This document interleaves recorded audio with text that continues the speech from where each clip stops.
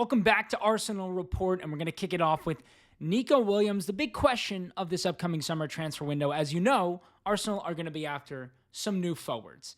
And Nico Williams has been on our radar now for 18 months. Obviously, that massive Euros with Spain where he really jumped off the screen. Many people kind of fell in love with him. But the question is, for £54 million, or around €60 million release clause, is that a good purchase? Well, I'm going to give you some numbers on Nico Williams for this year in his career. This year, he's got 9 goals and 7 assists. This is the 22-year-old left winger for the most part. Can play on both sides, but truly likes to operate off that left side. And that's 177 minutes per goal contribution this season, which is the same rate that he has over the course of his career.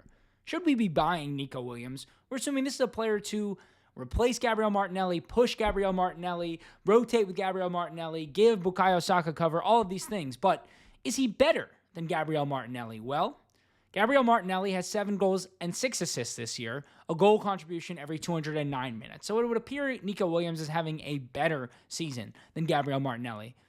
On his career, though, Gabriel Martinelli, his goal contributions come every 176 minutes. So I actually think we're looking at a pretty similar output for these two players in terms of actual goal contribution output. But what Nico Williams, I think, brings that we never are going to see out of Gabriel Martinelli is that true ability to manipulate the ball, keep his head up, and create goal-scoring chances at a much higher rate. Martinelli can be so frustrating at times, getting to the byline with his head down and not getting that cross in, or missing an open player in front of him, not driving at players with conviction, not having the ability to kind of change up the way he does drive at players. I think Martinelli's great with that burst of pace, but Nico Williams, although he is so speedy, loves to slow the ball down, loves to take a man on 1v1, and I think that's something we're really missing off that left side that could change the way that we play and allow Declan Rice to have more goal contributions, Miles Lewis-Skelly to be more comfortable inverting. I will say, though, with Nico Williams, you're adding a player who's not going to give you the kind of defensive actions that Gabriel Martinelli does. And if we want Bukayo Saka to have to work less off the ball, which I think is a major goal of Mikel Arteta's, then it's going to be hard to work that with Nico Williams, because now you're talking about both wingers not working hard off the ball. And we know Saka is great at working hard off the ball, but we'd like to take a little bit of that work off of his legs. Long story short, Nico Williams, easy release clause. If the wages are not higher than Bukayo Saka, yeah, this is a player that we should go out and get. He is hungry to play for a bigger club than his home club. Can we rival Barcelona? Yes, we can offer a better package and playing in the Premier League. I think Nico Williams is a must-buy this summer for Arsenal to get him in on that left wing, and for the fact that both him and Martinelli can both play on the right wing. So the combinations can be Saka and Martinelli, Saka and Williams, Williams and Martinelli, all working very, very well together. And continuing to talk about that front line, some big news over the last 24 hours is Kai Havertz is back in sort of training with the opportunity to potentially return this season. Pretty crazy. Kai Havertz had surgery on February 16th for a hamstring injury. That's usually at least 3 months. So that would see him out till May 16th before full training. So then the question is, we're not going to risk him in the Premier League, right? There's no chance that we come back in the Premier League race at this point. Liverpool has that. If we do make a deep run in the Champions League, deeper run, let's assume we're going to take care of Real Madrid. Then we play PSG. If we knock them out over those 2 legs, and we have that final on May 31st, I don't even know if the question is, do you risk Kai Havertz? The question is, do you risk a team that's dominating in the Champions League, that's gotten to the final, changing that up and going to Kai Havertz because we need a true center forward? And listen, Mikel Merino has done an incredible job at center forward. We're talking about 6 goals and 1 assist in 9 matches as a center forward. That is a top return. And he's done a really good job of actually dropping into that midfield, allowing us to create a little bit better, allowing Saka and Martinelli to both get into more advanced positions, closer to goal, our 2 best goal scorers currently in the side. I love Kai Havertz. I think Kai Havertz is an unbelievable number 9. He does so many great things, such a good channel runner, so good at being vertical, such a physical presence in that box, getting into good positions, whether or not he scores, he makes defenders mark him. But Mikel Merino has really done a job there. And as I said, should Arsenal make this run? Should Arsenal actually find their way to the Champions League final? Is it worth messing what's working up to bring Kai Havertz back? Obviously, he could get injured. He could be rusty. My answer would be no. Kai Havertz had a great season, and we're going to see him back for Arsenal next year.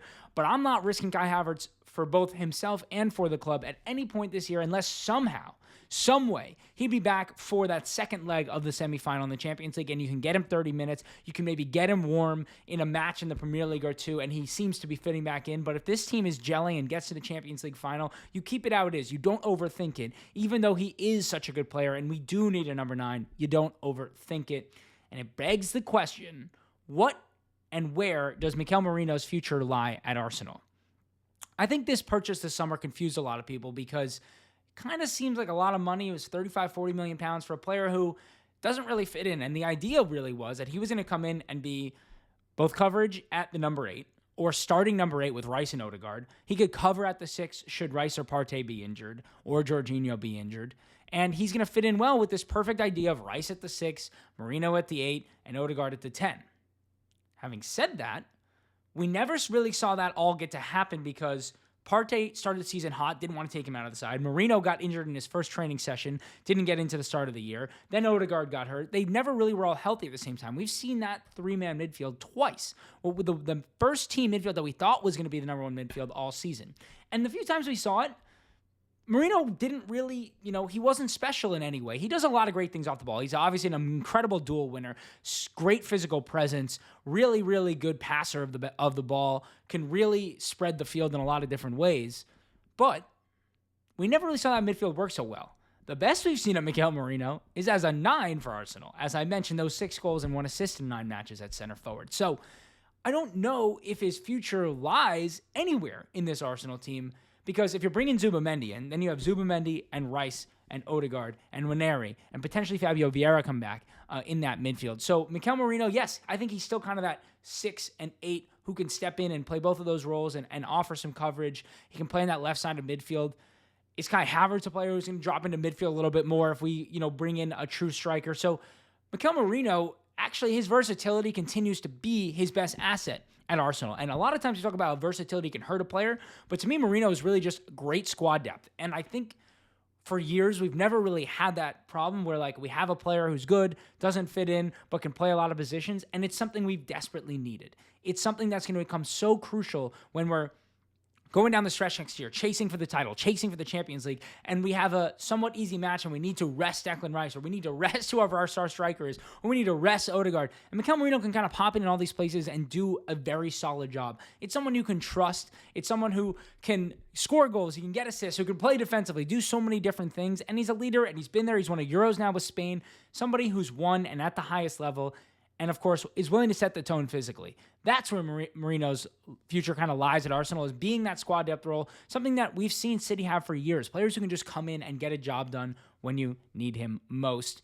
And lastly, some breaking news today was that Tottenham have hired a new CEO, which is Arsenal's former CEO, Vinay Venkatesham, who was at Arsenal from about 2014 to 2024 in 6 different roles. He actually spent 14 years at Arsenal, joined around 2011, and it is one where I think Tottenham fans are like, oh, we took someone away from Arsenal. Arsenal fans are like, Vinay never did anything that great for us, and that's how I feel. I think Vinay was incredibly frustrating when he was in charge at Arsenal as a CEO. He's really good on the commercial side of things, but this is a guy who consistently left us shortchanged after transfer windows, consistently struggled to sell top assets when we saw other clubs selling similar assets for 3, 4, 5x what we were getting for them, and when the team seemingly was one piece away and needed either this type of player or that type of player, needed a striker, needed a goalkeeper, needed a center back, he never seemed to go out and get those things done. He never was,